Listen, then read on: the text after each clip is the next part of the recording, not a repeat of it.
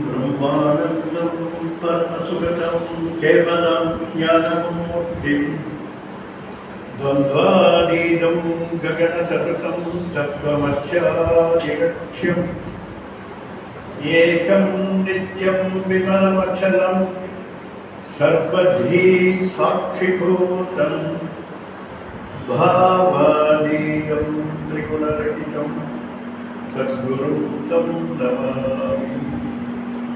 ओम सदाशिवसमारम्भां शङ्कराचार्यमध्यमाम् अस्मदाचार्यपर्यन्तां वन्दे गुरुपरम्परां श्रुतिस्मृतिपुराणानाम् आलयं करुणालयं नमामि भगवत्पादशङ्करं लोकशङ्करं शङ्करं शङ्कराचार्यं केशवं बादरायणं सूत्रभाष्यकृतौ मध्ये भगवन्तो पुनः पुनः ईश्वरो गुरुरात्मेतिर्मुक्तिभेदविभागिने व्योमवद्व्याप्तदेहाय दक्षिणामूर्तये नमः। त्वमेव माता च पिता त्वमेव बन्धुश्च सखा त्वमेव विद्या द्रविणं त्वमेव सर्वं मम देव त्वमेव सर्वं मम देव दयानन्दरूपं मदाचार्यपीठे दयानन्दरूपं मदाचार्यपीठे दयानन्दरूपं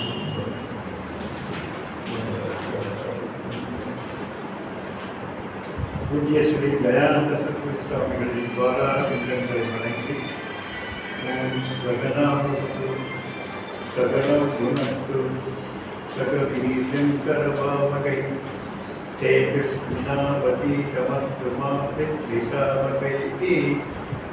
ॐ शान्ति शान्ति शान्तिः। हरिः ॐ श्रीगुरुभ्यो नमः। हरिः ॐ।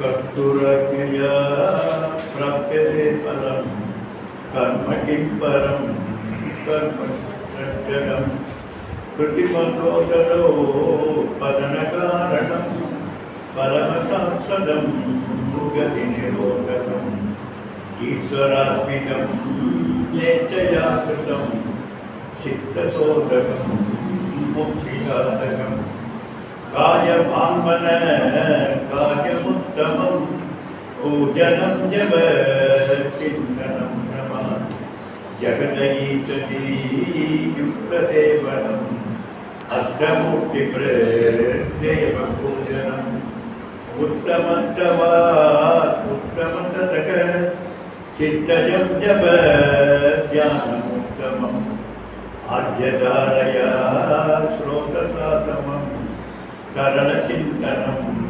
विरतलपरं भेदभावनात् शोकमित्यसौ भावना पिता भावनीमता भावशून्यसद्भावसुकृतिः भावनाबलात् भक्तिरुत्तमा प्रस्तलेपन स्वस्तिका क्रिया भक्तियोगबोधाचरितं वायुलोचनात् लीयते मनः शालपक्षिव श्रोतसाधकं चित्तवायव चिक्रियायुधाः सागयोत्वयी शक्तिमूलका லய விநாசனே உபயரோதனே லயகதம் புனர்பவவினோதம்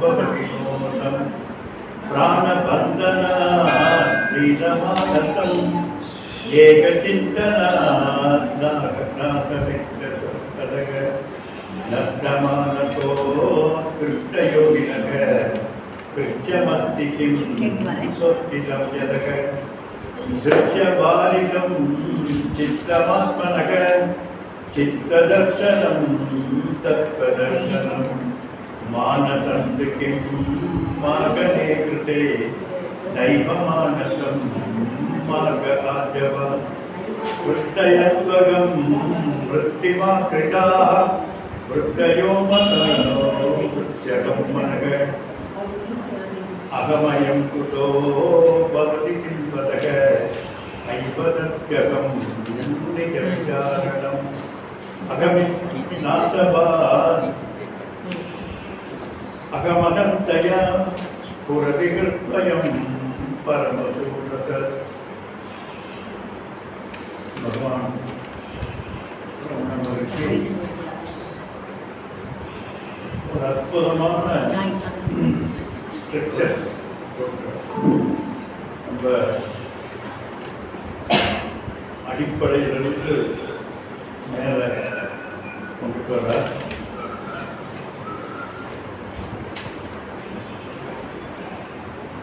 ஒரு நல்ல சாஸ்திரிக் பேஸ், சாஸ்திரத்தினுடைய ஒவ்வொரு ஸ்டெப்பையும் ரொம்ப அற்புதமாக கொண்டு வர. முன்னால் நம்ம பார்த்தோம், காய்கம் கர்ம, வாசிகம் கர்ம, மானசம் கர்ம அப்படின்னு ஆரம்பித்து பூஜா, பாராயணம், ஜபம், உபாசனா, பிராணாயாமம், நிர்விகல்ப சமாதி, அதே போல் கடைசியாக மனோலயம், மனோநாசம் என்கின்ற லெவலுக்கு அடிப்படையிலிருந்து மெல்ல மெல்ல மெல்ல நம்மளை ரொம்ப குழந்தை கையை பிடிச்சி கூட்டிகிட்டு வர்ற மாதிரி ரொம்ப அற்புதமாக எடுத்துகிட்டு வர. அதில் நம்ம இப்போ முக்கியமான அந்த ஸ்லோகத்தை பார்த்துட்டு இருக்கோம். மிக மிக முக்கியமானது அன்றைக்கி நான் சொல்கிறேன். காரணம், மனையேவ மனுஷியானாம் காரணம் பந்த மோட்சம். நம்முடைய பந்தத்துக்கு மோட்சத்துக்கு எல்லாத்துக்கும் காரணம் மனதான். மனமது செம்மையானால் மந்திரங்கள் தேவையில்லை. எல்லாம் மனம் மனம் மனம் மனசு தான் நமக்கு அத்தனைக்கும் ப்ராப்ளமாக இருக்கிறது என்பதை பார்த்தோம். அப்படி இந்த மனதை சரி பண்ணுவது எப்படி அப்படிங்கிறத நம்ம பார்த்தோம். மனதை இதுவரைக்கும் நம்ம பார்த்த அந்த சாதனைகளினால மனோலயமடைய செய்து அந்த லயமடைந்த மனதை நஷ்டம் பண்ணும். நஷ்டம்னா அதை புரிந்து கொள்ளுதல் அப்படின்னு பார்த்தோம். நஷ்டம்னா மனதை இல்லாமல் பண்ணுவதில்லை, மனதினுடைய தன்மையை உணர்வது, மனதினுடைய தன்மை என்ன என்பதை உணர்வது, அதுதான் இங்கே பார்த்தோம். அப்படி முழுமையாக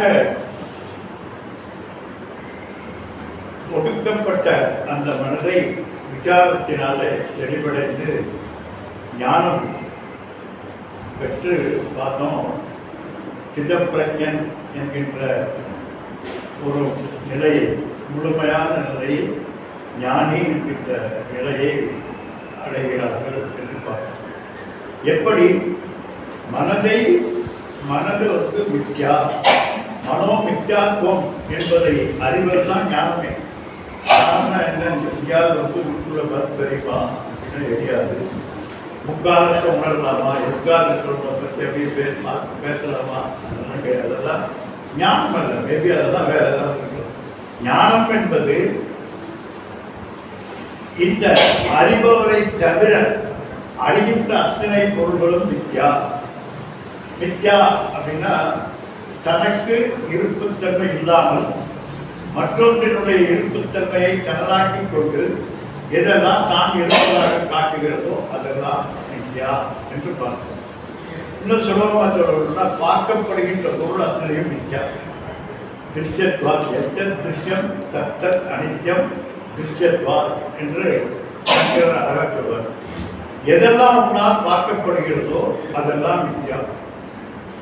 இப்போ எது பார்க்கப்படுகிறது யோசனை பார்த்தோம். எது பார்க்கப்படுகிறது? பார்க்கறதெல்லாம் கணக்கு போட்டுட்டே வாங்க. எது எதெல்லாம் நம்மால் பார்க்கப்படுகிறது அதெல்லாம் மித்யா. மித்யானா தன்னுடைய இருப்புத்தன்மை இல்லாது, தானாக இருப்புத்தன்மை இல்லாது. நம்ம பார்த்தோம், இந்த பிரபஞ்சம் முழுவதும் என்னால் பார்க்கப்படுகிறது. கரெக்டுங்களா? இந்த பிரபஞ்சம் முழுவதும் என்னால் பார்க்கப்படுகிறது. சரி, அன்னைக்கு நம்ம பார்த்தோம் சரீரம் என்னால் பார்க்கப்படுகிறதா பார்க்கறது. இந்த சரீரம் இதுவரைக்கும் எனக்கு ப்ராப்ளமே கிடையாது. இதுக்கு கீழே வரும்போது தான் ப்ராப்ளம். ஏன்னா இதுவரைக்கும் இருக்கிறதெல்லாம் என்னுடையது என்னுடையது என்னுடையதுன்னு சொல்லிட்டு வரோம். ஆனால் இங்கே வந்து நான் பார்க்கக்கூடிய இந்த சரீரத்தை நான் தான் ப்ராப்ளம். அப்போ இந்த சரீரம் உன்னால் பார்க்கப்படுகிறதா அல்லவா? பார்க்கப்படுகிறது. அப்போ எந்த திருஷ்யம் தத்தம் அனித்தியம். அதனால பார்க்கப்படுகின்ற காரணத்தினாலே சரீரம் அனித்தியம். சரி, மனது மனது பார்க்கப்படுகிறதா பார்க்கப்படுகிறது இல்லையா? என் மனது அலைவாய் என்று பார்க்கறதுனால சொல்றோம். அதே போல புத்தி புத்தி இன்னைக்கு ஏன் என் புத்தி இருக்குன்னு தெரியல. அகங்காரம் நிச்சயமா தெரியும். இப்படி அகங்காரத்திலிருந்து ஆரம்பித்து அந்த சராச்சரம் அத்தனையும் என்னால் பார்க்கப்படக்கூடிய வஸ்துக்களாக இருக்கிறது. அப்படி பார்க்கக்கூடிய வஸ்துக்கள் அத்தனையும் அனித்யம், மித்யா என்கின்ற ஒரு தெளிவான ஞானம், அதுதான் ஞானம் என்று சொல்றது. நான் என்கின்ற என்னை தவிர இந்த பிரபஞ்சத்தில் இருக்கக்கூடிய அத்துணையும் என்னால் பார்க்கப்படுகிறது. அதனால அவை எல்லாம் மித்யா. மித்யா என்றால் என்ன? தனக்கு என்று இருப்புத்தன்மை இல்லாமல் வந்து போவது. கொஞ்ச நேரம் இருப்பது போல் தெரிகிறது, அப்புறம் இல்லாமல் போகிறது. உதாரணத்துக்கு நம்முடைய கஷ்டம் இருக்கிறதா இல்லையா? இருக்கிறதா இல்லையா? காவி கேட்கறதுக்கு என்ன தெரியுமா? எங்களுக்கு தான் தெரியும், நமக்கு தெரியும். கஷ்டம் என்பது மனதினுடைய ஒரு குறிப்பிட்ட கோணத்தினால் நமக்கு ஏற்படக்கூடிய ஒரு பாவனை தானே தவிர உண்மையில் கஷ்டம் என்பது கிடையாது. அதான் பகவான் சொல்ற ஆகமா பாயினும் அனித்யாக. இதெல்லாம் வரதும் போவது. இதுவரைக்கும் நாம் படாத கஷ்டம் இல்லவே இல்லை. ஆனால் அது இருக்கிறதா? எவ்வளவு பெரிய கஷ்டத்தை பார்த்துருக்கோம். அந்த கஷ்டம் எவ்வளவு நாளைக்கு? அந்த அதன் மேல் நீ வைத்திருக்கக்கூடிய பற்றினுடைய தன்மையை பொறுத்து காலம் அவ்வளவுதான், இல்லாமல் போயிட்டு.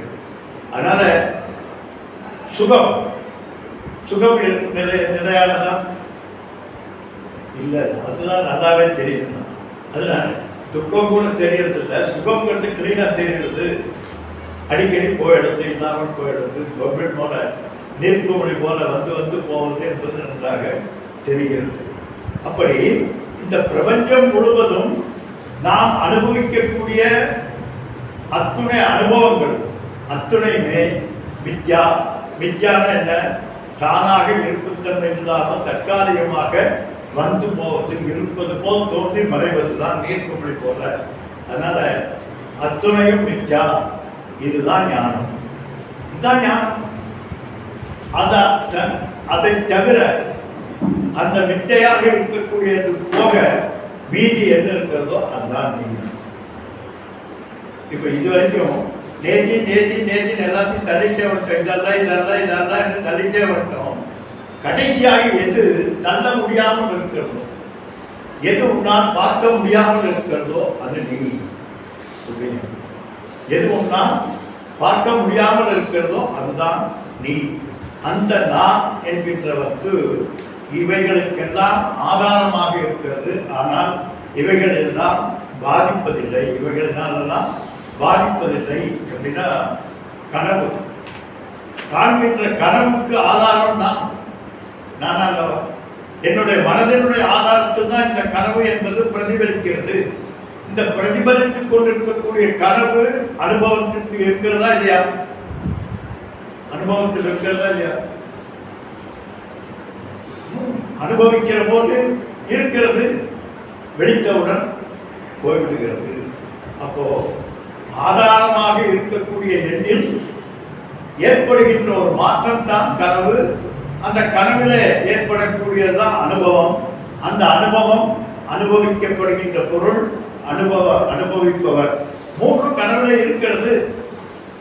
ஆனால் அது வெளித்தவுடன் உண்மை அல்ல என்பது தெளிவாக தெரிகிறது.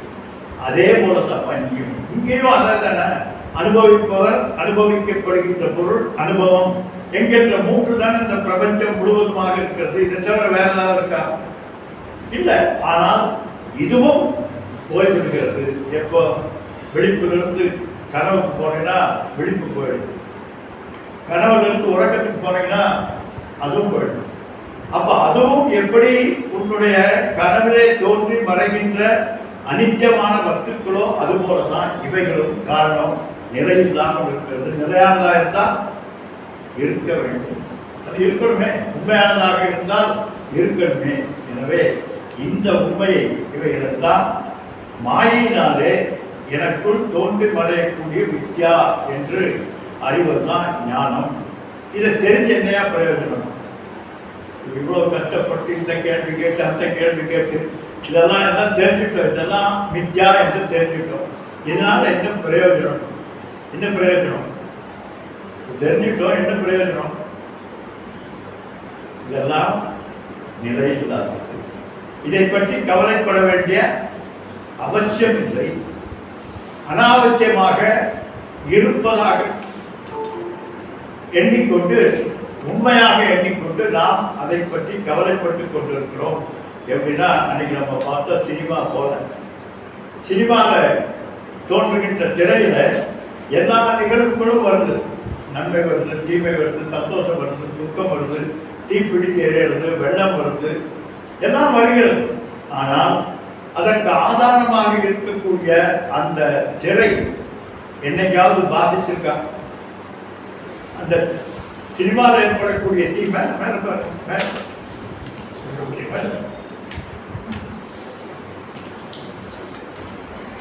அந்த சினிமாவில் ஏற்படக்கூடிய தீ அந்த திரையை பாதிக்கிறதா? இல்லை. அதுல என்ன அனுபவம் இருக்கிறது? சினிமாவில் என்ன அனுபவம் இருக்கிறது? பாசமலர் பார்த்தா தெரியுமா? இதெல்லாம் வழியில் வரும்போது அழகாத யாருமே இல்லை. அப்போ உணர்ச்சிகள் இருக்கிறது, பார்க்கக்கூடிய அத்துணை தன்மைகளும் இருக்கிறது. ஆனால் அது எந்த விதத்திலும் பாதிப்பதில்லை, பாதிப்பதாக தெரிகிறதே தவிர உண்மையில அது இல்லை. அதுபோலதான் அனாத்மாவினால் ஏற்படக்கூடிய இந்த வரையறைகள், இந்த என்னுடைய சிறுமை என்கின்ற எண்ணங்கள், இவைகளெல்லாம் அனாத்மாவினால் ஏற்படக்கூடிய சூழ்நிலையினால் ஏற்படக்கூடிய தன்மைதான் உன்னுடைய தாழ்வு மனப்பான்மை. உன்னுடைய தாழ்வு மனப்பான்மை எப்படி வந்தது சொல்ல போகலாம்? எப்படி வந்தது? தாழ்வு மனப்பான்மை என்பது இருக்குதா? இல்லை. மனதில் ஏற்படக்கூடிய ஒரு ஒரு நீயாக கற்பித்துக் கொண்ட ஒரு சூப்பர் இம்போஸ் தான் தாழ்வு மனப்பான்மை என்பது. தாழ்வு மனப்பான்மை என்பதற்கு இடமே கிடையாது. காரணம், அன்னைக்கு நான் சொன்னது போல இந்த பிரபஞ்சத்தில் பகவான் எதையுமே வேஸ்டா படைச்சிடும். வேஸ்டா எதையாவது படைச்சிருந்தா அவருக்கு புத்தி இல்லைன்னு அர்த்தம். தேவையில்லாம படைக்கிறார். ஏதோ ஒரு ஒன்றுக்காக, தேவைக்காக படைக்கப்பட்டிருக்கிறது. அதனால எதுவுமே வேறு கிடையாது. எப்படி அன்னைக்கு நான் சொன்னது போல அந்த காரினுடைய டயர்ல இருக்கக்கூடிய நட்டும், அந்த கார்பரேட்டர் என்று சொல்லக்கூடிய மின்சாரத்தை உற்பத்தி செய்யக்கூடிய அதுவும், இரண்டுமே அந்தந்த நிலையில மிக மிக முக்கியமானது. சரிங்களா? முக்கியம் இல்லை. ஒருவேளை கார்பரேட்டர் இல்லாமல் இருந்தா கூட வண்டி போகாது, பிரச்சனை இல்லை. கார்பரேட்டர் நல்லா வேலை செஞ்சு டயர் இருக்கக்கூடிய நட்டின் அடி என்ன ஆகும்? எங்கேயோ போய் சேர்ந்து. அதனால அதுவும் அந்தந்த இடத்துல அது மிக மிக முக்கியம். அதனால பகவானது படைப்பிட வேண்டாதது என்பது எதுவுமே இல்லை. ஆனால் நம்ம என்ன நினைச்சுக்கிறோம்? நான் வேண்டாதவன், என்னை பார்த்தா யாருக்கும் பிடிக்கல, எனக்காக எனக்கு நான் இந்த வீட்டுக்காக இவ்வளவு கஷ்டப்படுறேன், என்னை யாரும் புரிஞ்சுக்கல. அதே தான் அந்த அம்மாவும் சொல்றாங்க. அவங்களும் இதே தான் சொல்றாங்க. நான் இந்த வீட்டுக்காக கஷ்டப்படுறேன், ஆனால் என்னை யாரும் புரிஞ்சுக்கல, இவங்களும் இதுவே சொல்கிறாங்க. அப்போ யார் சொல்கிறது கரெக்டு? அந்தந்த நிலையிலே அவரவர்களால் ஏற்படக்கூடிய ஒரு மோகம், நான் தான் இந்த இந்த குடும்பத்திற்கு அத்தனையும் என்று முதல்ல சாமி அழகாக சொல்லுவாங்க. ஒரு குடும்பத்திலையும் ஒரு ஊர்லேயும் ஒரு நாட்டிலையும் அவங்க ஸ்லாட் என்னங்கிறது முதல்ல தெரிஞ்சுக்கணும். இது தெரியாதுதான் ப்ராப்ளமே. அத்தனை ப்ராப்ளத்துக்கு காரணம் எல்லாத்துலேயும் மூக்க விட்டுறது. எதில் எடுத்தாலும் நான் தான் மூக்க விட்டு. இந்த குடும்பத்தில் ஒரு தாயாக இருக்கக்கூடிய என்னுடைய நிலைப்பாடு என்ன? நான் எதை செய்யணும், அவர் எதை செய்யணும் என்கின்ற அந்த தன்மைகளை புரிந்து கொள்ள வேண்டும். அதனால் எல்லாரும் நினச்சிக்கணும், நம்ம தான் இந்த கோபுரம் இந்த பொம்மை கோபுரத்தை தாங்கிட்டு இருக்குன்னு நினச்சிட்டு நான் தான்ங்கிறதுனால தான் ப்ராப்ளங்கள்லாம் வருகிறது. எல்லாரும் அவசியம் இல்லாதவர்கள் இந்த பிரபஞ்சத்தில் யாரும் கிடையாது. அதனால் இது எல்லாமே இவைகளை எல்லாம் இந்த அனித்திய வஸ்து என்ற வித்தியாத்துவத்தை ஒருவர் உணர்கின்ற போது இவைகளினால் ஏற்படக்கூடிய ப்ராப்ளங்கள் எல்லாம் இல்லாமல் போய்விடுகிறது. அதனால தான் இப்படிப்பட்டவர்களை தான் நம்ம பார்த்தோம். யார் அவர்கள் என்றால் உட்கிட்ட யோகி, திட பிரக்யா, பிரக்யா, அப்புறம் ஞானநிஷ்டா, பராபக்தி, குணாதீதக என்கின்ற தன்மைகளை எல்லாம் இவர்கள் அடைகிறார்கள் என்று பார்த்தோம்.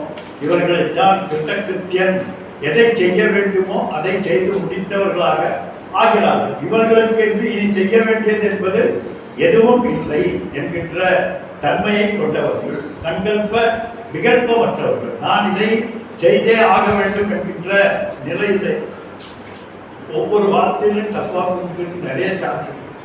இவர்கள் செய்வதற்கு ஒன்றும் இல்லை, நான் பேசாம உட்கார்ந்தோம் இல்லை, எல்லாம் செய்யணும். எதை செய்ய வேண்டுமோ அதை சரியாக செய்யணும். அதில் பகவான் செய்தியில் ரொம்ப அழகாக சொல்றார், ஸ்கில்ஃபுல்லி செய்ய வேண்டும். ஏனோ தானே ஒரு காரியத்தை செய்யக்கூடாது. எதை எடுக்கிறோமோ யோக கர்மசு கௌசலம் என்கிறார். இந்த யோகம் என்பது நாம் செய்யக்கூடிய வேலையை ஸ்கில்ஃபுல்லி டிப்ளமேட்டிக்காக செய்ய வேண்டும். அவர் போல எப்படி பகவான் டிப்ளமேட்டிக்காக இருக்காரோ அது போல நாமும் டிப்ளமேட்டிக்காக கையாள வேண்டும். அதனால் செய்ய வேண்டாம் என்று எந்த சாஸ்திரமும் சொல்லவில்லை. அதனால் கிருதகிருத்தியன் என்றால் இவர் செய்ய வேண்டியது எதுவும் இல்லை என்றால் என்ன, ஆதங்கப்பட வேண்டிய அவசியம் எதுவும் இல்லை. இதனால் அவர் பாதிக்கப்படுவதில்லை என்பதுதான். அப்படி முழுமையானவன் நான், எல்லைகளுக்கு அப்பாற்பட்டவன், என்னை இந்த கால நியமங்கள் எல்லாம் என்னை கட்டுப்படுத்தாது, இவைகளினால் நான் பாதிப்பதில்லை என்கின்ற ஒரு பெருநிலையை அடைந்தவர்கள். அதனால சொத்திடம் எதக, ஏன் அவர் தன்னைத்தான் நிலைத்திருக்கிறார். தன்னுடைய சந்தோஷத்திற்கு இன்னொன்றை நாடாதவராக இருக்கிறார். பொதுவாக சந்தோஷம் எப்படி வரும்? நமக்கு சந்தோஷம் எப்படி வரும்? ஏதாவது ஒன்று கிடைச்சா வரும். எப்படி வரும்? பொதுவாக நம்ம என்ன நினைக்கிறோம்? ஏதாவது ஒன்றை அடைந்தால் சந்தோஷம் நினைக்கிறோம். அடைந்தது அத்தனை சந்தோஷம் தருகிறதா?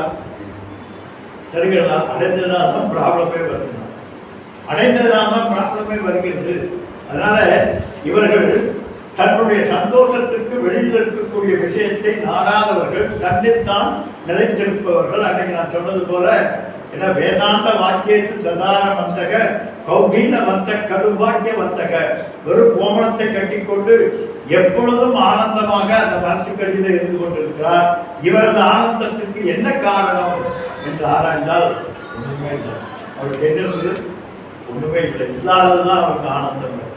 எல்லாத்தையும் எதுவும் இல்லாததுதான் அவருக்கு ஆனந்தமாக இருக்கிறது. அப்படி இவர் அடைய வேண்டியது எதுவும் இல்லை. அதனால இவருக்கு யதிகி என்று ஒரு பெயர்.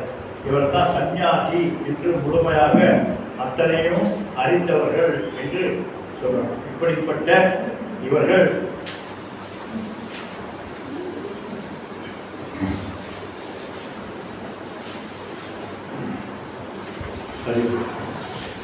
எதனால் இவர்களுக்கு இந்த தன்மை வந்தது அப்படின்னா, நஷ்டமானதக இவர் இந்த கிருத்தகிருத்தியன் என்கின்ற தன்மையை அடைந்ததற்கு காரணம், இவர் இப்படிப்பட்ட செய்ய வேண்டியதை செய்து முடித்தவர். என்கின்ற நிலையை எதனால் அடைந்தார்? எப்படி இவருக்கு இப்படிப்பட்ட ஒரு பெருநிலை கிடைத்தது? சிதப்பிரஜன் என்கின்ற தன்மை எப்படி வந்தது என்றால், நஷ்டமானசக உத்கிருஷ்ட யோகினக. நஷ்டமானசக, இவர் மனதை கொன்றுவிட்டவர். இதுதான் ரமண மாதிரி சொன்னார். உனக்கு ஒன்றா சரியா போகும். போய் நான் சொன்னதெல்லாம் போய் ஒருத்தர் ஒரே தொல்லையா இருக்குது, வீட்டில் இருக்கவே முடியல அப்படிங்கிறார். இப்போ சொன்ன உனக்கு ஒன்றா சரியா போயிடும் அப்படின்னாரு. இப்போ இவர் வெளியில வந்து முருகனை கிட்ட கேட்டார். இருந்து உங்க சாமிகிட்ட போய் கேட்டப்பாரு, அவர் உன்னை கொல்லுங்கிறாரு. 3 தடவை போறாரு, 3 தடவை இதையே சொல்றாரு. உன்னை கொல்லுன்றால் என்னன்னா அகங்காரத்தை கொள்வது. இதுதான் மான நஷ்டக, நஷ்டமானசக என்று அவர் மனதை இல்லாமல் செய்து கொண்டவர். இல்லாமல் செய்து கொண்டவர் என்ன? மனதினுடைய மித்யாத்துவத்தை உணர்ந்து கொண்டவர். இந்த மனம் என்பது ஒரு விளையாட்டு பொம்மை. அதை நீ விளையாடுகின்ற விளையாட்டுகள் தான் எல்லாம் சரியா இருக்கும், ஆனா அதுவே ஆபத்தை தரும். மனது மாதிரி ஒரு உன்னதமான ஒரு படைப்பும் கிடையாது, மனது போல மோசமான ஒரு படைப்பும் கிடையாது. மனதுதான் அத்தனைக்கும் காரணமாக ஆகிறது. எப்படிங்க மனசுன்னு சொல்றீங்க அப்படின்னா, இப்போ ஆழ்ந்த உறக்கத்துல நீ சுகமாக இருக்கிறாயா துக்கமா இருக்கிறாயா? ஆனந்தமா இருக்க. எப்படியா இருந்தாலும் அங்க என்ன இல்லை? மனதில்லை. மனம் இல்லை, அதனால சுகமாக இருக்கிறாய். எப்போ மனது வருகிறதோ அப்போ துக்கம் வந்து விடுகிறது. அப்போ மனது ஒடுங்கி இருக்கிற போது உன்னுடைய இந்திரியங்களினுடைய வியாபகம் இல்லை. இந்திரிய வியாபகம் இருக்கிற போது உனக்கு தொல்லைகள் ஏற்படுகிறது. இதனால உள்ள எப்படி கோமோங்க ஆணிவ என்று பகவான் கீதையில் சொல்றார். ஏன்னா பொறிவாயில் ஐந்தவித்தான் வாழ்க்கை பொறிநீர் ஒழுக்க நெறி நின்றார் நீடு வாழ்வார் என்று. 5 புலன்களில் எப்படி ஆமை தன்னுடைய 5 இந்திரியங்களை ஒதுக்கிக் கொள்கிறதோ அதுபோல இவர்கள் தன்னில் தான் நிலைத்துக் கொண்டிருக்கக்கூடியவர்களாக இருக்கிறார்கள். அதனால்தான் இப்படிப்பட்ட நிலையை இவர்கள் ஆகிறார்கள் என்று. அப்படிப்பட்ட இவர்கள் தான் சொல்றார் தத்துவ தரிசனம் என்று சொல்றார். இவர்கள் என்ன வெளிமுகமாக சென்று கொண்டிருக்கக்கூடிய திருஷ்யவாரித்தம், வெளிமுகமாக சென்று கொண்டிருக்கக்கூடிய மனதை உள்முகமாக்கி தன்னில் தான் நிலைத்திருக்கின்ற காரணத்தினாலே திருஷ்யவாரித்தம் என்று சொல்றார். மனதை உள்முகமாக்கியவர்கள். அதனால இவர்களுக்கு தத்துவ தரிசனம். அப்படி பார்ப்பவர்களுக்கு என்ன கிடைக்கிறதுனா அவர்கள் தான் தத்துவதர்சிகள் என்று சொல்லப்படுகிறது. தத்துவத்தை உணர்ந்தவர்கள். தத்துவம் என்றால் உண்மை, உண்மை பொருளை உணர்ந்தவர்களாக இவர்கள் ஆகிறார்கள் என்று இந்த 16வது 17வது ஸ்லோகம் வரைக்கும் அற்புதமான தன்மையை எடுத்துச் சொன்னார். அடுத்தது இத்தனைக்கும் காரணம் என்னன்னு பார்த்தோம். என்னுடைய துக்கத்துக்கு காரணம், என்னுடைய அலைச்சலுக்கு காரணம், ஆணவத்துக்கு காரணம், இத்தனைக்கும் காரணம் என்ன? மனம். மனம் அல்லது அகங்காரம். அப்போ அதை சரிப்படுத்தினால் எல்லாம் சரியாகும். மனதை சரிப்படுத்தினால் அத்தனையும் சரியாகும். முதல்ல பகவான் சொல்றார், நோய் நாடி, நோய் முதல் நாடி அது தணிக்கும் வாய் நாடி முந்தி இருப்ப செயல் என்று சொல்றார். அதுபோல முதல்ல மனசுல என்ன, அது எங்கிருந்து வருகிறது, இதனுடைய தாற்பயம் என்ன என்று உணர்ந்து கொண்டால் அதிலிருந்து நாம் வெளிவருவதற்கு அல்லது அதை சரிப்படுத்துவதற்கு ஒரு வாய்ப்பு இருக்கும் என்று அடுத்த ஸ்லோகத்தை அருமையாக சொல்றார். இதுவரைக்கும் கூறிய எல்லா சாதனைகளும் எதுக்குன்னா சித்த சுத்தி என்று சொல்லக்கூடிய அந்த கர்ண சுத்திக்காக சொன்னார். மனது அலைப்பாயாமல் இருக்கக்கூடிய தன்மைக்கு ஒரு பிளாட்ஃபார்மாக, ஒரு ப்ராப்ளமேட்டிக் மனதை ப்ராப்ளம் இல்லாமல் இருக்கக்கூடிய தன்மைக்கு கொண்டு வந்தார். அதுதான் இதுவரைக்கும் நாம் பண்ண அத்துணை சாதனைகளினுடைய விளைவு. அதனுடைய பலன் என்னன்னா, இதுவரைக்கும் நம்ம பார்த்த அத்துணை சாதனைகளினுடைய பலன் என்ன என்றால், பிராபலத்தோடு இருக்கிறதாக நினைத்துக் கொண்டிருக்கக்கூடிய இந்த மனதை பிராபலங்களுக்கு அப்பாற்பட்டது, இது பிராபலம் அற்றது என்கின்ற உண்மைத்தன்மையை உணர்ந்து கொள்வதற்காகத்தான் இந்த அத்துணையும். அதனால மனதினுடைய தன்மை என்ன என்பதை உணர்ந்து கொண்டால் ஹெல்த்தி மைண்ட், ஒரு வளமான மனதை உண்டு பண்ணக்கூடிய அதிஷ்டானத்தை நம்ம இங்க பார்க்கிறோம். அதனால மனோ நித்தியத்துவ அனித்தியத்துவ நிச்சயம், மனது அனித்தியத்துவம் என்கின்ற நிச்சயத்தை இதுவரைக்கும் ஏற்படுத்திவிட்டு இப்போ மனோ நிச்சயம், மனது எப்படிப்பட்டது என்கின்ற உண்மைத்தன்மையை அதைத்தான் சொல்றார். அப்படிப்பட்ட இந்த அடுத்த ஸ்லோகம் ரொம்ப முக்கியமான ஸ்லோகம். நம்ம முன்னாடி முக்கியம் சொல்லி போன கடைசியில் அத்தனை முக்கியம் தான், எது முக்கியம் இல்லைன்னு தெரியல. அப்படி மானசந்து கிம் மார்கனே கிருதே நைவ மானசம் மார்க ஆர்ஜனம். உண்மையிலே முக்கியமான ஸ்லோகம் தான். ஏன்னா ரமண மகர்ஷியினுடைய ஃபாலோவர்ஸ் எல்லாம் நிறைய பேர் தப்பான குறிப்பிட்டிருக்கிறார்.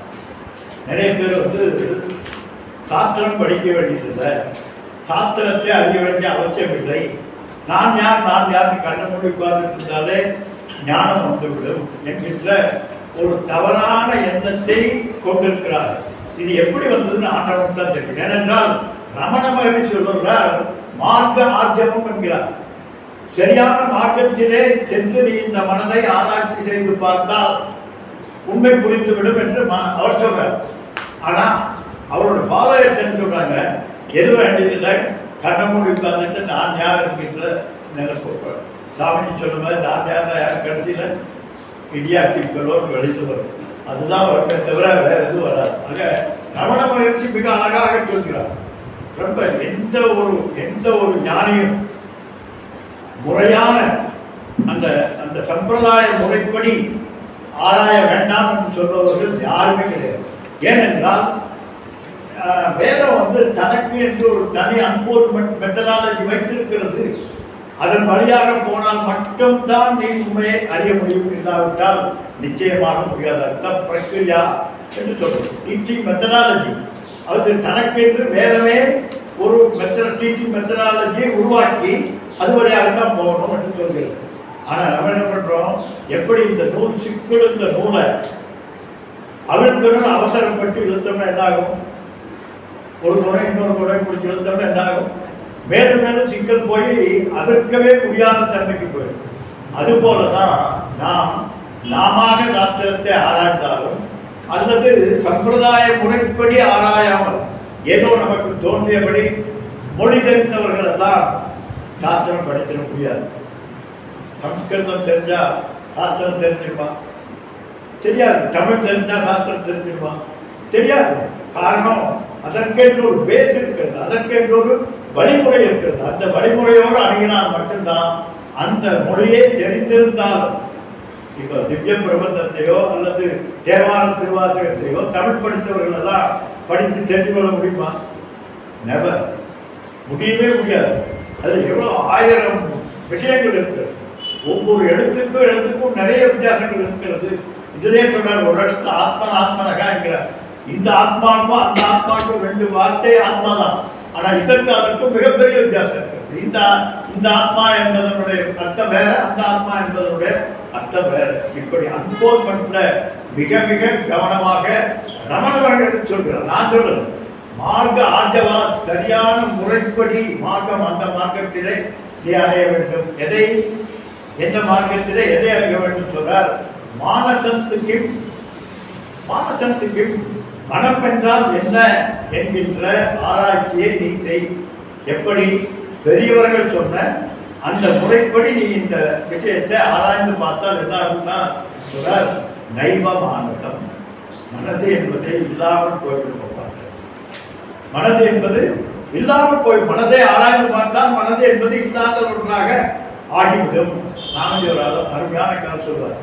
ஒரு கல்யாண வீடு, இந்த கல்யாண வீட்டில் ஒருத்தர் வர, அவர் மாப்பிள்ளை வீட்டில் போய் சொல்கிறார், நான் பொண்ணு வீட்டை சேர்ந்தவன், எல்லாம் இப்போவே பார்த்துருக்கேன், கடைசியில் அப்புறம் அது இல்லை இது இல்லைன்னா எங்கள் மேலே தப்பு சொல்லக்கூடாது அப்படின்னு சொல்லி பொண்ணு வீட்டுக்காரன்னு சொல்கிறார். பொண்ணு வீட்டுக்காரர்கிட்ட சொல்கிறார், நான் மாப்பிள்ளை வீட்டுக்காரன், இப்போவே எல்லாம் கரெக்டாக பண்ணியிருக்கேன், கடைசியில் அப்படின்னு சொல்லக்கூடாது, எதென்ன செய்ய வேண்டுமோ அதை முறைப்படி செய்யணும் என்றெல்லாம் அங்கே சொல்கிறார். பார்த்தா இவர் சட்டம் தான் கல்யாண வீட்டிலே ஜாஸ்தியாக இருக்குது. அவங்க என்ன நினைச்சுக்கிறாங்க, ஓ இவங்க மாப்பிள்ளை வீட்டுக்காரன்னு இவங்க நினைச்சுக்கிறாங்க, இவங்க என்ன நினைச்சுக்கிறாங்க, பொண்ணு வீட்டுக்காரன்னு நினைச்சுக்கிறாங்க. கடைசியில் தாலி கட்டுற நேரத்தில் பார்த்தா ஆளக்கான என்னன்னு பார்த்தா நிறைய மூட்டை முட்டை எல்லாம் கட்டிட்டு அங்கே என்னென்ன இருக்கோ எல்லாத்தையும் பேக் பண்ணிட்டு கிளம்புற போது அங்கே ஒரு சின்ன பிரச்சனை வந்துருக்கு. சின்ன பிரச்சனை வந்தோடனே அந்த அந்த ஒருத்தர் சத்தம் போட்டுட்டு இருந்தாரு, அவரை கூப்பிடுங்க நியாயம் கேட்கலாங்கிறார். உடனே இவர் என்ன ஆமா அந்த சத்தம் போட்டாரு அவரை கூப்பிட்டு கடைசியில் பார்த்தா ஆளக்கான எஸ்கேப் ஆயிட்டார். யார் என்று ஆராய்கிற போது இல்லாமல் போயிட்டு இருக்கிறது. இது போலதான் மாயை என்பது. எது என்று ஆராய்ந்து பார்த்தீங்கன்னா கிடைக்காதப்பா, இல்லாமல் போயிடும். அதுபோல நஷ்டமானதக இந்த மனது எது என்று ஆராய்ந்து பார்த்தால் மனது என்பது இல்லாத ஒன்றாக ஆகிவிடும் என்று அற்புதமாக இந்த ஸ்லோகத்தை சொல்றார்.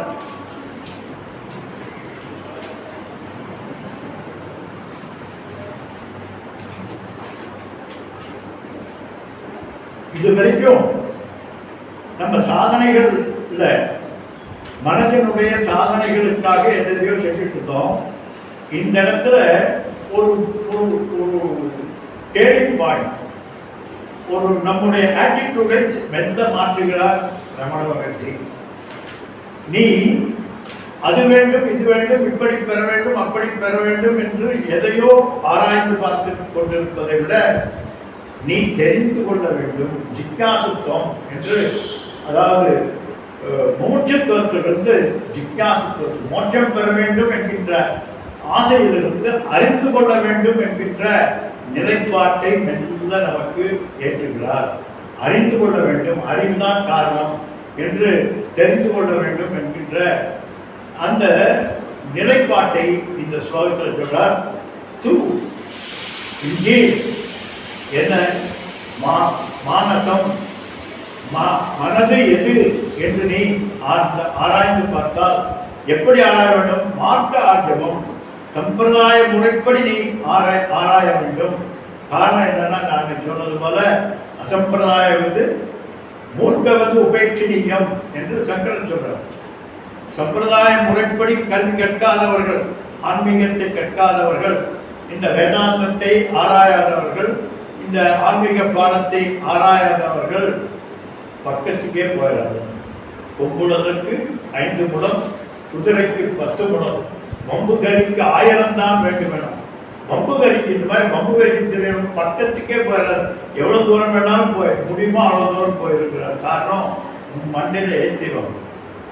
இதுல ஒரு ப்ராப்ளம் என்னன்னா, இந்த விஷயத்துல தப்பாக புரிந்து கொண்டால் மறுபடியும் அதை சரி செய்வதுங்கிறது எந்த ஆச்சாரியாருக்கும் மிகப்பெரிய கடினமாகும். ரொம்ப ரொம்ப கஷ்டம். அதிலிருந்து வெளிவருவது என்பது, ஏன்னா அவர் தெரிந்தோ தெரியாமலோ இதுதான் சரி என்கின்ற ஒரு கான்செப்டை உள்ள ஏற்றிக்கொள்கிறார். ஏற்றிக்கொண்டு அதிலிருந்து வெளிவருவதற்கு ஆணவம் விடாது. எனக்கு தெரியும், ஆமா நான் புரிஞ்சுட்டேன், அன்னைக்கு இவர் சொன்னது சரி என்கின்ற இந்த நிலைப்பாட்டிலிருந்து வெளிவருவதற்கு ஆச்சாரியர்கள் மட்டையடித்து அவர்களுக்கு பல கோணங்களில் பேசினாலும் இதை வெளிக்கொண்டு வருவது என்பது மிக மிக கடினமானது. அதனால்தான் டிரான்ஸ்லேட்டிவ் பெஸ்ட் ரைட் பண்ணார். பாடம் கேட்கறதுக்கு அன்னைக்கு நான் சொல்லியிருக்கேன்னு நினைக்கிறேன். ஒவ்வொன்றுக்கும் ஒரு விதிமுறைகளை வைத்திருக்கிறது வேதம். ஒரு ஆச்சாரிய உபசதனம், ஆச்சாரியரை எப்படி அணுக வேண்டும்? தத்வித்தி பிரணிபாதேன பரிப்பிரஸ்னேன சேவையா உபதேசந்திதே ஞானம் ஞானினக தத்துவதர்சினக.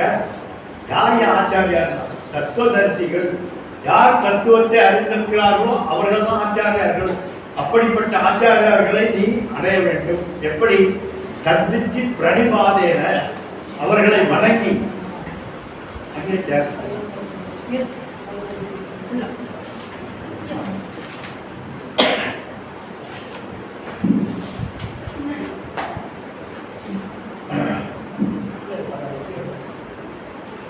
தத்வித்தி, இந்த வித்தையை நீ அறிந்து கொள்ள வேண்டும். எப்படி? தத்வித்தி பிரணிபாதேன, அவரை நன்றாக வணங்கி, பரிப்பிரஷ்டேன சேவையா, சுற்றி வந்து நமஸ்காரம் பண்ணி அவருக்கு தேவையான சேவைகளை செய்து, அதோட நிறுத்திக்கல. அதோட நிறுத்திருந்ததுன்னா வேஸ்ட் நோட்டு போட்டுட்டே இருந்தால் ஞானம் வந்துடும். ஆச்சாரியாருக்கு ஒரு ஞானி சங்கராச்சாரியர் சொல்வார், நம்மளாம் இப்போலாம் நிறைய பேருக்கு இது ஒரு பைத்தியம். எனக்கு அந்த சாமிக்கு வந்து ரொம்ப க்ளோஸ், நான் அந்த சாமிகிட்ட ரொம்ப நெருக்கம் அப்படின்னா சங்கரர் சொல்றார், என்னுடைய களத்தில் இருக்கக்கூடிய ருத்ராட்சம் இந்த உலகத்தில் இருக்கக்கூடிய அத்தனை பேரை விட மிகவும் நெருக்கமானது. ஆனால் அதற்கு ஞானம் இல்லை. காரணம் என்ன? அதனால பக்கத்தில் இருந்த மாதிரி வந்துடாதுப்பா. வேட்டி தோட்டி போட்டதுனால வந்துடாது, குக் பண்ணி போட்டதுனால வந்துடாது. பரிப்பிரஸ்னேன சேவையா, தெளிவான கேள்விகளை கேட்க வேண்டும், கேட்டு தெரிந்து கொள்ள வேண்டும். இதுதான் எப்படி பாருங்க, சிரவண விதி ஒரு குருவை அடைய வேண்டிய விதியை சொல்லியிருக்கு. அதே போல சிரவண விதி என்பது சொல்றது எப்படி பாடம் கேட்க வேண்டும் என்று அழகா நம்ம எப்படி சொல்றார் ரஜினிஷ், ஆச்சாரிய ரஜினிஷ் சொல்வார், கப் ஆஃப் காஃபி, ஒரு கப்பில் காஃபி இருக்கிறது. இந்த காஃபியில் மறுபடியும் நீ ஒரு நல்ல காஃபி வருது. இந்த நல்ல காஃபியை அதில் சேர்த்தோம்னா என்னாகும்? வளைஞ்சு இந்த காஃபியும் கெட்டு அந்த காஃபியும் கெட்டு எல்லாம் சேர்ந்து ஒன்றுக்கெல்லாம் போயிருப்போப்பா. அதனால கிளீன் கப்பு தான் காஃபி ஊற்றுறது சரியா இருக்கும். அதுபோல நம்முடைய அகங்காரத்தினாலே இதுவரைக்கும் சாமிஜி சொல்றது போல பேப்பர் பேக் நாலேஜ் சொல்வார். குமுதா ஆனந்த விடலாம் ஆன்மீகம் போட்டிருப்போம். அதெல்லாம் படிச்சுட்டு எனக்கு ஆன்மீகம் தெரியும் அப்படின்னு சொல்லிட்டு வந்து உட்கார்ந்து நான் என்ன நினைக்கிறேனோ அதை ஆச்சாரியா சொல்லணும் அப்படின்னு சொல்லி எதிர்பார்த்து இது வந்து வேலைக்காகாதுப்பா, அது சரியாகாது. இப்படி ஒவ்வொன்றும் ஒரு மெத்தடாலஜி. வேதம் என்பது சாஸ்திரம் என்பது சாதாரண விஷயம் அல்ல. ஒன்றொன்றுக்கு ஒரு ஆட்டிடியூட் இருக்கிறது, முறை இருக்கிறது. அந்த முறைப்படி அணுகின்ற போது வாழைப்பழத்தில் ஊசி ஏற்ற மாதிரி அழகாக போய்கொண்டே இருக்கும். சாஸ்திரம் எந்த விதமான ப்ராப்ளம் கிடையாது. சாஸ்திரத்துல சரியான முறைப்படி படித்தால் எப்படிப்பட்ட பிரம்மசூத்திரமும் மிக எளிமையாக புரிந்து கொள்ளக்கூடிய நிலையில் தான் இருக்கு. ஆனால் கையாளுகின்ற ஆச்சாரியர்களும் கேட்கின்றது அவங்க தான் ப்ராப்ளம். ஒன்று அவர் சரியில்லை, ரெண்டு நம்ம சரியில்லை. இந்த ரெண்டும் சரியில்லாமல் சொன்னா என்ன பண்ண முடியும்? ஒன்றும் பண்ண முடியாது. அதனால இதை சரி பண்ணணும். அதை தான் நீ சொல்றார் மார்க்க மாத்தியமம் என்று. அப்படி இந்த உண்மையான தன்மை எப்படிப்பட்டது, இந்த மனதினுடைய உண்மையான தன்மை எப்படிப்பட்டது என்று ஆராய வேண்டும் என்று சொல்றார். அதாவது நீ இந்த கண்களை கொண்டு இந்த பிரபஞ்சத்தை முழுவதும் பார்க்கலாம், அத்தனையும் பார்க்கலாம். ஆனால் கண்ணை கண்ணால் பார்க்க முடியுமா? உன்னுடைய கண்ணை உன்னுடைய கண்ணால் பார்க்க முடியாது. பிரபஞ்சம் முழுவதும் பார்க்க முடியும். அதுபோல சாஸ்திரம் உன்னை பற்றி சொல்கிறது. என்னை பற்றி நாம் தெரிந்து கொள்ள வேண்டும் என்றால் சாஸ்திரத்தை தான் பார்க்க வேண்டும். தவிர கண்ணை மூடி என்ன பூர்வ மத்தியில தியானம் பண்ணி அல்லது துரியாதீதம் எல்லாம் போனதுனால வேலையாகாதப்பா.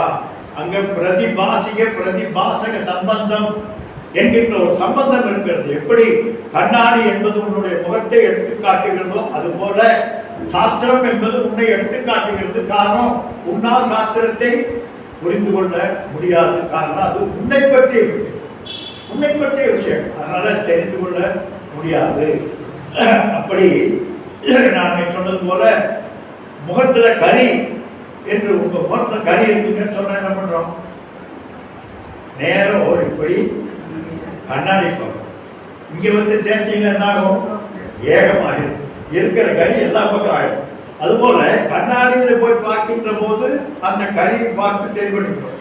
அதுபோல பார்க்க முடியாத எண்ணெய் தனத்த லட்சணமாக பார்க்க முடிவதை கொண்டு பார்க்க முடியாததை காட்டுவதுதான் சாஸ்திரம். அதனால்தான் முறைப்படி நாம் செல்ல வேண்டும். அதான் கைவல்ய நவநீதத்தில் மிக அழகாக சொன்னால், காலத்தின் மரங்கள் காட்டி தனிப்பிரை காட்டுவார் போல தூளத்தை முதலில் காட்டி சூட்சுமத்தை சொல்ல முனிவரர் துவங்கினாரே. காலத்தின் மரங்கள் காட்டி தனிப்பிரை காட்டுவார் போல. எப்படி மூன்றாம் பிறை அந்த கார்த்திகை மாதத்துல மூன்றாம் பிறை பார்க்கிறதுக்கு காரணம் மேகங்கள் சூழ்ந்து. அப்படிப்பட்ட அந்த மூன்றாம் பிறையை ஒருத்தர் பார்த்துட்டார். பார்த்துட்டு இன்னொருத்தரை கூப்பிட்டு காமிக்கிறார், அங்க பாருங்க. இவர் பார்க்கிறார், இவருக்கு தெரியல. தெரியாததுனால தெரியலையே எப்படிங்க அப்படின்னு சொல்றோம்னா அவர் சொல்றார், இங்கிருந்து 10 மரங்கள் தள்ளி பார் அப்படிங்கிறார். 10 மரங்கள். அடுத்தது அந்த 10வது மரத்துல மேற்கே போகின்ற கிளையை பார்க்கிறார். அடுத்தது அந்த கிளையினுடைய நுடிகளை தெரிகின்ற 2 இலைகளுக்கு மத்தியிலே பார் அப்படிங்கிறார். இதுவரைக்கும் அவர் 3ஆம் முறையை பார்த்து சொல்லவே. ஆனா எல்லாத்தையும் மற்றதெல்லாம் சொன்னார். என்ன, இவருக்கு எது தெரிகிறதோ அதையெல்லாம் சுட்டி காட்டிக் கொண்டே போய் தெரியாத ஒன்றை காட்டி விட்டார். அதுதான் சாஸ்திரம். சாஸ்திரம் என்பது உன்னை அறிவிக்கிறது. எப்படி அறிவிக்கிறது? உனக்கு தெரிந்த இந்த ஸ்தூல சூட்சம இந்த பிரபஞ்சத்தை காட்டுகிறது, பஞ்சபூதங்களை காட்டுகிறது, ஸ்தூல சரீரத்தை, சூட்சம சரீரத்தை, காரண சரீரத்தை எல்லாம் காட்டுகிறது. ஆனால் கடைசியில் ஆத்மாவை அனுபூதி. அதனால கந்தர் அனுபூதி சொல்றார். ஏன் அனுபவம் சொல்லல? அனுபூதிக்கு அனுபவத்துக்கு இருக்கக்கூடிய வித்தியாசம் கண்டவர் விட்டினர், விட்டவர் கண்டிலர். உன்னால் ஆத்மஸ்வரூபத்தை எடுத்து சொல்ல முடியாது. வார்த்தையினால் எதோ வாச்சோ நிவர்த்தந்தே அப்பிராப்திய மனசாசக. மனதினாலும் வாக்குக்கும் மனதுக்கும் எட்டாத மனோலயம் அது. அதனால அதை சொல்ல முடியாது. அப்ப என்ன பண்றாங்க? எதெல்லாம் நீ இது என்று நினைத்துக் கொண்டிருக்கிறாயோ அதையெல்லாம் நேதி நேதி நேதி என்று இது அல்ல இது அல்ல இது அல்ல. அழகா சுவாமி ஒரு கதை சொல்லுவார். ஒரு கல்யாண வீடு. அந்த கல்யாண வீட்டுல ஒரு வயதான அம்மா, அந்த அம்மா கல்யாணத்துக்கு போகல. இந்த கல்யாணம் பண்ணிட்டு வந்து இங்க எல்லாரும் ரூம்ல உட்கார்ந்துருக்காங்க. அந்த கல்யாண மாப்பிள்ளை போலவே அத்தனை பேர் ட்ரெஸ் பண்ணிட்டான். எல்லாம் ஒரே மாதிரி நல்லா டீக்கட் ட்ரெஸ் பண்ணிட்டு எல்லாம் கோட் சீட் போட்டு அந்த மாப்பிள்ளை கூட உட்கார்ந்துருக்காரு. இப்போ அந்த பொண்ணை கூப்பிட்டு இந்த மாப்பிள்ளை யாருன்னு கேட்குது அந்த அம்மா, அந்த வயசான அம்மா. அந்த பொண்ணுக்கு வெட்கம். இது கல்யாணம் புதுசு, அதனால சொல்ல மாட்டேன். இப்போ அதான் சொல்லிடுவாங்க அது. பட் அந்த காலத்து பெண், அதனால அது சொல்றதுக்கு கூச்சப்பட்டுட்டு பார்த்துட்டே இருக்கு. உடனே அந்த அம்மா கேட்குறா, அவரா அந்த நீலச்சட்டை போட்டவரா வெள்ளச்சட்டை போட்டவரா இப்படி ஒன்றா கேட்டுட்டே வந்த உடனே யார் அந்த மாப்பிள்ளையோ அதை சுட்டி காட்டணும்னு அந்த பெண் வந்து பதில் பேச தலைக்கிழவோடு பேசாமல் இது வரைக்கும் இல்லை இல்லைன்னு சொல்லிட்டு இருந்தான் அந்த பெண். இந்த பெண்ணை இந்த உண்மையான மாப்பிள்ளை பார்த்த உடனே பேசாமல் சொல்லலை. அதுபோல உண்மையை நீ அறிய முடியாதப்பா. உண்மையை மௌனம்தான். அதனால மௌனம் வியாக்கியா பிரகடித பர பிரம்ம தத்துவம் விவாதம் என்று அப்படி தடத்த லட்சணமாக எடுத்து சொல்லக்கூடியது சாஸ்திரம். அந்த சாஸ்திரத்தினுடைய தன்மையில நாம் இதை குரு மூலமாக அறிந்து கொள்ள வேண்டும். பிரணிவாதேன பரிப்பிரஷ்னேன சேவையா உபதேசத்திலே ஞானம் ஞானினக தத்துவதற்கு. உடனே நம்பார் இருக்கார் யாரு கூடப்பட்டி, எனக்கு தெரியுங்க இந்த சாமியார் சொல்லுவார். ஏன்னா சாப்பிட்றதுக்கு ஒரு வழி வேணுமே, என் மூலமாக தான் படிச்சுக்கணும், ஆச்சாரியார் மூலமாக தான் படிச்சுக்கணும். ஏப்பா முடியாதப்பா, நீ படிக்க முடியாத காரணம் சீவிங் கான்ட்ரவர்சி. பார்ப்பதற்கு முன்னுக்கு பின் முரணாக இருக்கக்கூடியதாக இருக்கிறது சாஸ்திரம். அன்னைக்கு நான் சொன்னது போல நாசதோ வித்தியதே பாவக நாபாவோ வித்தியதே சதக உபயோக விதித்தோந்தக துணையோ தத்துவ தர்சினிகி என்று பகவத்கீதையில் ஒரு அருமையான ஸ்லோகம். இந்த ஸ்லோகத்தினுடைய அர்த்தம் என்ன அப்படின்னா, சம்ஸ்கிருதம் தெரிஞ்சவங்களுக்கு எந்த ஒன்று இல்லையோ அது இல்லை, எந்த ஒன்று இருக்கிறதோ அது இருக்கிறது. இது யாருக்கே தெரியாது. இது அது மட்டும் அல்ல, பகவான் பாருங்க, யார் இதை தெரிந்து கொண்டாரோ அவர் தத்துவ தரிசனி ஞானிங்கிறார். இருக்கிறது இருக்கிறதுனும் இல்லாத இல்லாதனும் யார் தெரிந்திருக்கிறாரோ அவர் ஞானி. என்ன புரியுது? என்ன புரியுது? சொல்றார், திரிகாலே அபிதிஷ்டதி இது சத்து. 3 காலத்திலும் மாறாமல் இருக்கக்கூடிய இருப்புத்தன்மையை யார் ஒருவர் அறிந்து கொண்டாரோ அவர் ஞானி. மற்றெல்லாம் இருப்பதெல்லாம் இருப்பதல்ல, இருக்கக்கூடியதெல்லாம் நம்ம பார்த்தது போல இல்லாததாக இருக்கிறது. மரத்தில் மரம் இல்லை, கதவுல கதவு இல்லை, எதுலையும் எதுவும் இல்லை. ஆனால் இருப்பது ஒன்று, அது அத்துணையிலும் இருக்கிறது. பார்க்கும் இடம் எங்கும் வரும் நீக்கமர நிறைந்திருக்கின்ற பரமானந்த ஸ்வரூபமாக இருக்கிறது என்று அப்படி திருஷ்ய விவேகத்தில் அத்திபாதி பிரியம் ரூபம் நாமகே தம்ச பஞ்சகம். அத்திபாதி பிரியம் ரூபம் என்கின்ற 3ம் இறைவனது அம்சமாக, அதுதான் இறைவன். அந்த இறைவனை நீ எப்பொழுதும் மாற்ற முடியாது, எங்கேயும் எடுத்து செல்ல முடியாது. எப்பொழுதும் எல்லா வஸ்துக்களிலும் நீக்கமர நிறைந்திருக்கிறார். சொல்லப்படலாம் இருக்கிறது என்பது இல்லாத ஒரு பட்டம் இருக்கிறதா, தெரிகிறது என்பது இல்லாத ஒரு பட்டம் இருக்கிறதா, உபயோகம் இல்லாத பட்டம் இருக்கிறதா? இல்லை. ஆனால் நாமரூபம் மாறிக்கொண்டிருக்கு. கதவு என்பது நாளைக்கு வேலைக்காகட்டி பலகாகிறது, தூளாகிறது. நாமரூபம் மாறிக்கொண்டே போகிறது. ஆனால் இருக்கிறது, தெரிகிறது, உபயோகம் என்பது மாறாமல் இருக்கிறது.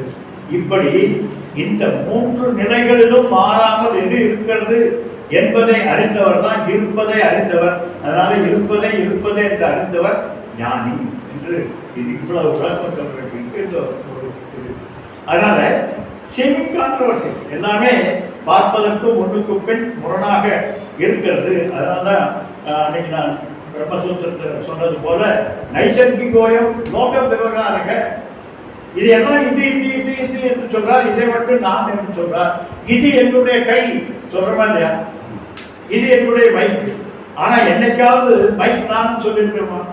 ஆனா கை நான் இல்லையா? இதுதான் லோக விவகாரம். என்னால் அறிந்து கொள்ளவே முடியவில்லை அப்படின்னு சங்கரன் ரொம்ப வருத்தப்படுறார். எப்படி இப்படி ஒரு குழப்பம் நடந்தது என்று தெரியவில்லை. இப்படிப்பட்ட நிலையில் இருக்கக்கூடியதுனால இந்த சாஸ்திரத்தை நம்ம அறிந்து கொள்வதற்கு மானசத்துக்கு இந்த மனம் என்பதை என்ன என்று அறிந்து கொள்வதற்கு நமக்கு ஆச்சாரியாரினுடைய உதவியும் சாஸ்திரத்தினுடைய உதவி கொண்டு ஆச்சாரியாரினுடைய உபதேசத்தினால் மட்டும்தான் அறிந்து கொள்ள வேண்டும். அதனால ரமண மகரிஷியினுடைய அற்புதமான இந்த வரிகளை நம்ம கண்டிப்பாக நினைச்சுக்கணும். ஏனென்றால் ரமண மகரிஷியினுடைய விளக்கத்தை நிறைய பேர் இப்படிப்பட்ட ஒரு அழகான கொடுத்துருக்காரு. எவ்வளோ அழகாக கொண்டு வர்றாரு அப்படி ஒரு ஸ்ட்ரக்சர். இந்த இந்த இந்த சாஸ்திரத்துக்கு ஒரு ஒரு அருமையான வடிவமைப்பு கொடுக்கிறார். அறிந்து கொள்ளக்கூடிய தன்மையில் எடுத்து சொல்றார். இதை புரிந்து கொள்ளாமல் எதையோ சொல்லி உழப்பிக் கொண்டிருக்கிறதுக்கு காரணம் என்னன்னா ஆச்சாரியார். ஆச்சாரியாருடைய உபதேசத்தினால் தான் அது சரியான நிலைக்கு வரவில்லை. அப்படிப்பட்ட மானசத்துக்கு இப்படி மனம் என்றால் என்ன என்பதை நீ அறிந்து கொள்ள வேண்டும். ஆச்சாரியாருடைய துணையோடு நீ இதை அறிந்து கொள்கின்ற போது இந்த மனம் என்பது இல்லாமல் போய்விடுகிறது. எப்படி எப்படி இல்லாமல் போகிறதா? நீங்க நம்ம சொல்ல நிறைய உதாரணங்கள் கொடுத்துட்டே போகலாம். பானையில பானை எது பானை? பானையினுடைய வெயிட் என்ன? பானையினுடைய வெயிட் என்ன? ஒரு மண் பானை இருக்கு. இந்த பானை 500 கிராம் அப்படின்னு சொல்லுவோம். நான் சொல்றேன் இது பானையினுடைய வெயிட் அல்ல, மண்ணினுடைய வெயிட். யாராவது இதை சொல்ல முடியுமா? சரி, மண்ணினுடைய வெயிட். அப்போ பானையினுடைய வெயிட் என்ன? பானையினுடைய வெயிட் என்ன? பானை வெயிட்லெஸ். பானைக்கு வெயிட்டே இல்லைப்பா. நாமரூப மாத்திரமாக இருக்கக்கூடியதான் பானை என்பது மண்ணினுடைய வியாபகத்தன்மை. ஒரு பானை என்கின்ற உருவமும் பெயர் பெற்றிருக்கிறதை தவிர உண்மையிலே பானை என்கின்ற ஒரு வஸ்துக்கு இருப்புத்தன்மை என்பது கிடையாது. அதுவே தனித்திருக்கக்கூடிய தன்மை என்பது கிடையாது. இப்படித்தான் இந்த இந்த ஒவ்வொன்றினுடைய தன்மையும் ஆராய்ந்து பார்த்தால் அத்துணையுமே ஒன்றினுடைய அடிப்படையிலே இன்னொன்று இருக்கிறதே தவிர உண்மையில் அது இல்லை. சரி, இப்போ எதையே சொல்லி போறீங்க. மானசத்துக்கும் தான் நம்ம ஆராய்ச்சி பண்றது. நம்ம ஆராய்ச்சி பண்றது எது? மனம் என்றால் என்ன? பானையை பற்றி நான் கேட்கல, நான் கதவை பற்றி நான் கேட்கல, இதை கேட்கல. மனது என்றால் என்ன? அருமையா அடுத்த ஸ்லோகத்தில் சொல்றார், மனது என்பது எண்ணங்களினுடைய தொகுப்பு. எது மனது என்பது?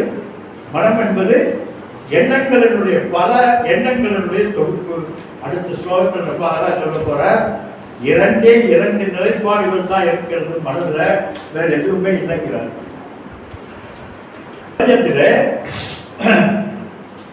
உன்னுடைய மனது என்று இருப்பது இரண்டு வஸ்து தான். என்னது சொல்லுங்க பார்க்கலாம்.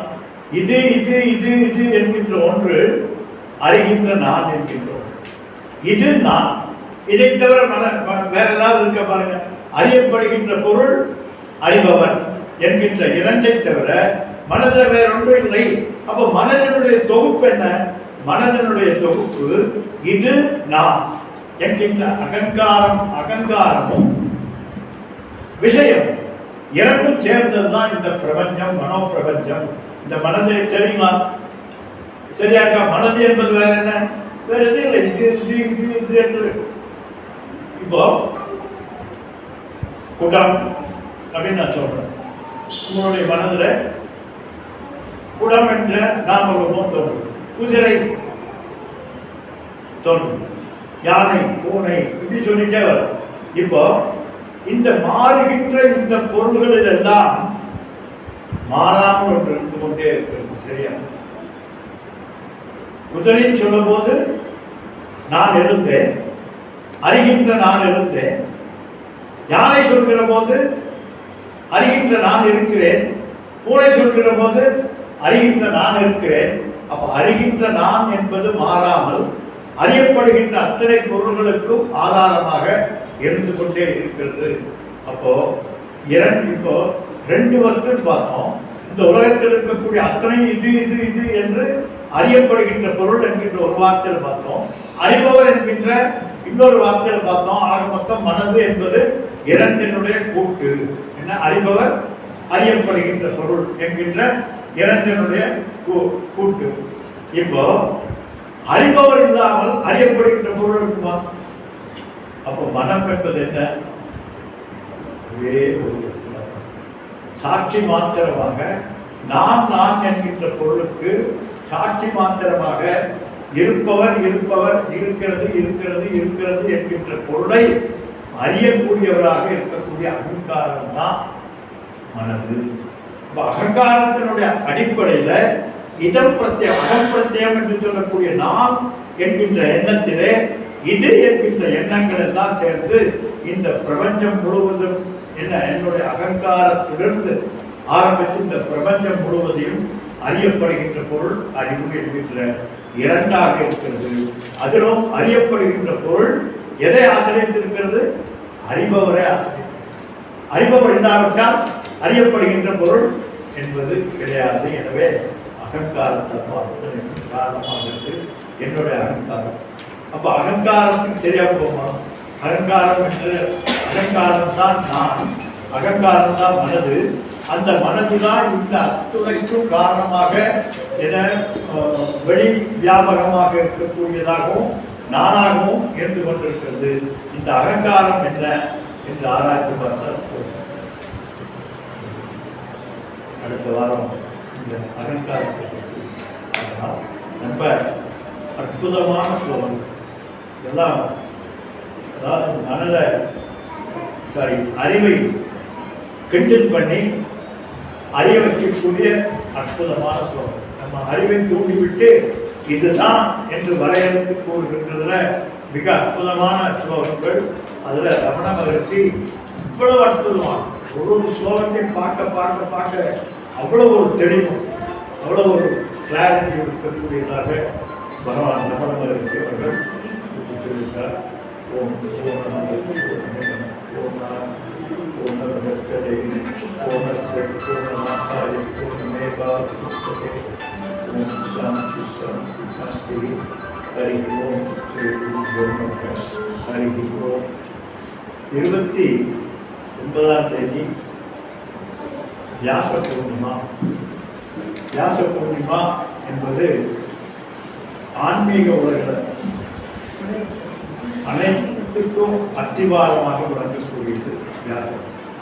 வியாசர்லாம் அது யாராக இருந்தால் சாந்தாவாக இருந்தாலும் சரி, சைவமாக இருந்தாலும் சரி, வைணவமாக இருந்தாலும் சரி, அத்துணை பேருக்கும் ஆதாரமாக விளங்கக்கூடியவர் வியாச பகவான். பகவான் வியாசர் 4 வேதங்களை தொகுத்தவர் பகவான் வியாசர். 4 வேதங்களை புரிந்து கொள்வதற்காக 18 புராணங்களை சொன்னவர், பாகவதத்தை சொன்னவர், இன்னும் பிரம்மசூத்திரத்தை சொன்னவர், பிரஸ்தான திரயம் என்று சொல்லக்கூடிய 3ஐயும் நமக்கு எடுத்துச் சொன்னவர் பகவான் வியாசர். மகாபாரதம் ஒன்றே ஒன்று போதும். இந்த உலகத்தில் ஞானம் பெறுவதற்கு நீ போய் பெரிய பெரிய சாஸ்திரங்கள் எல்லாம் படிக்க வேண்டிய அவசியம் இல்லை. மகாபாரதத்தை தெளிவாக படித்தால் போதும். அப்படிப்பட்ட ஒரு அற்புதமான நிலையுடைய அந்த தன்மைகளை நமக்கு இந்த இந்து சனாதன தர்மம் இன்றைக்கு உலகத்தில் அத்தனை பேருக்கும் குருவாக விளங்குகிறது இந்தியா என்றால் அதற்கு காரணம் நம்முடைய வியாச பகவான்.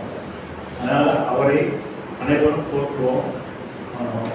29ஆம் தேதி அன்னைக்கு வியாச பூர்ணிமா பொள்ளாச்சி நம்ம பீடத்தில் வச்சுருக்கோம். அனைவரும் வந்து கலந்து கொண்டு எல்லாரும் வியாசரின் அருளுக்கு பார்த்துருக்கோம்.